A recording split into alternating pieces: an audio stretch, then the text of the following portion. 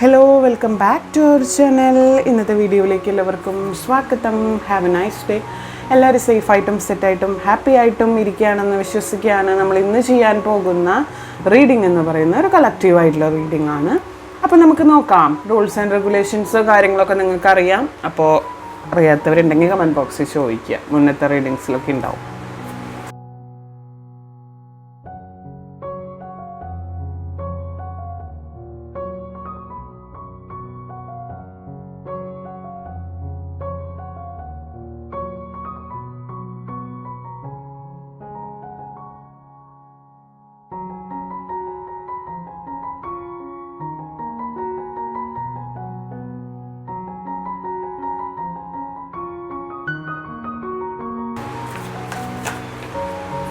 Okay,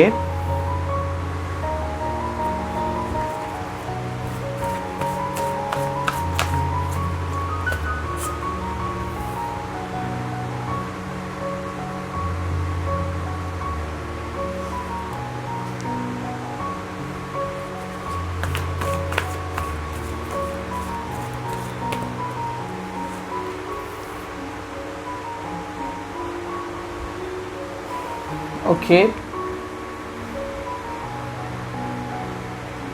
നിങ്ങളുടെ relationship പോയിക്കൊണ്ടിരിക്കുന്നത് ഒരു വേറൊരു ഗതിയിലാണെന്നാണ് എനിക്ക് ഫീൽ ചെയ്യുന്നത്.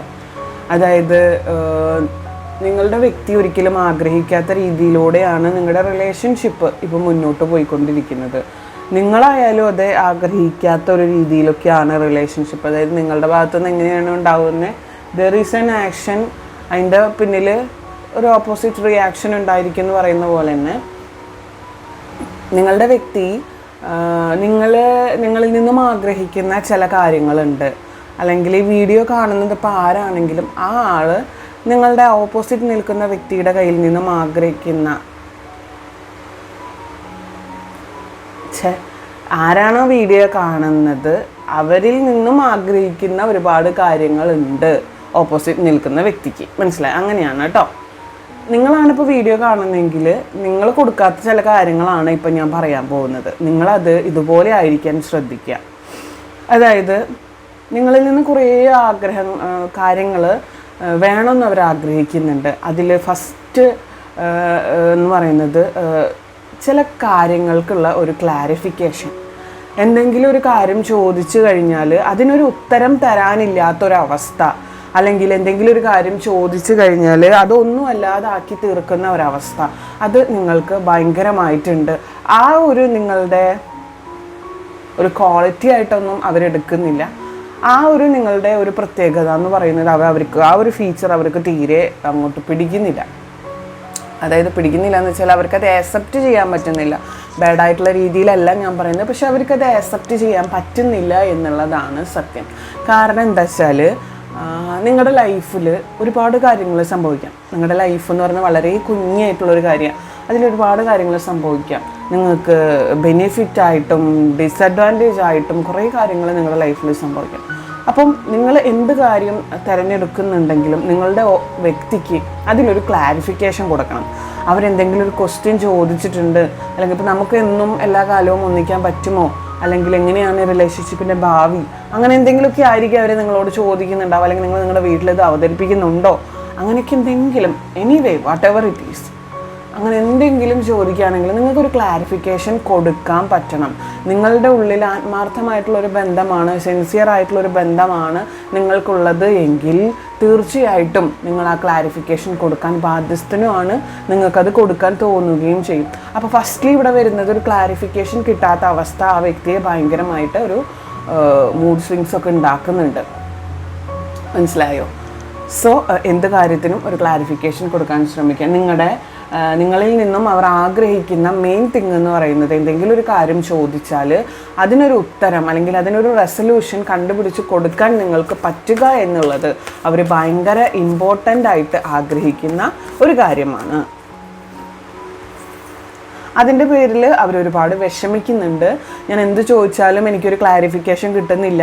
അപ്പോൾ പലപ്പോഴും ഇത് ചോദിച്ച് അതിൻ്റെ അടുത്ത നിമിഷം അവരവിടെ നിന്ന് എന്തെങ്കിലും പറഞ്ഞ് മാറിപ്പോവുകയായിരിക്കും. കാരണം അതിനൊരു ക്ലാരിഫിക്കേഷൻ കിട്ടുന്നില്ല. ഈ ചോദിച്ച ആളൊരു പൊട്ടൻ്റെ പോലെ മുമ്പിൽ നിൽക്കേണ്ട ഒരവസ്ഥ വരികയാണ്. അപ്പോൾ അത് നിങ്ങളും കൂടി മനസ്സിലാക്കണം.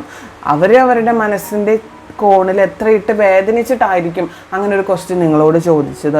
അപ്പം അതിനൊരു ആൻസർ കൊടുക്കാൻ കേൾക്കുന്നവർ ബാധ്യസ്ഥരാണ്. അപ്പോൾ ആ ഒരു ഫീച്ചർ നിങ്ങൾ അതിൻ്റെ പേരിൽ അവരൊരുപാട് വിഷമിക്കുന്നുള്ളതായിട്ടും കാണുന്നുണ്ട്. പല സാഹചര്യങ്ങളിൽ നമുക്ക് വീഴ്ചകളുണ്ടാവും, താഴ്ചകളുണ്ടാവും, ഉയർച്ചകളുണ്ടാവും, ഇതെല്ലാം ഉണ്ടാവാം. പക്ഷേ ഇതെല്ലാം മനസ്സിലാക്കി മുന്നോട്ട് എണീറ്റ് ഓടുന്നിടത്താണ് നിങ്ങളുടെ റിലേഷൻഷിപ്പ് ഭയങ്കരമായിട്ട് സ്റ്റേബിളായിത്തീരുന്നത്, അല്ലെങ്കിൽ ഒരു വേരുറച്ചു പോകുന്നത്. ഇതെല്ലാം മനസ്സിലാക്കി പരസ്പരം അറിഞ്ഞ് മനസ്സിലാക്കി മുന്നോട്ട് വളരെ ഹാപ്പി ആയിട്ട് ജീവിക്കാൻ പറ്റുമ്പോഴാണ് നിങ്ങളുടെ ജീവിതം വളരെ അന്വർത്ഥപൂർണമാവുന്നത്. ഓക്കെ,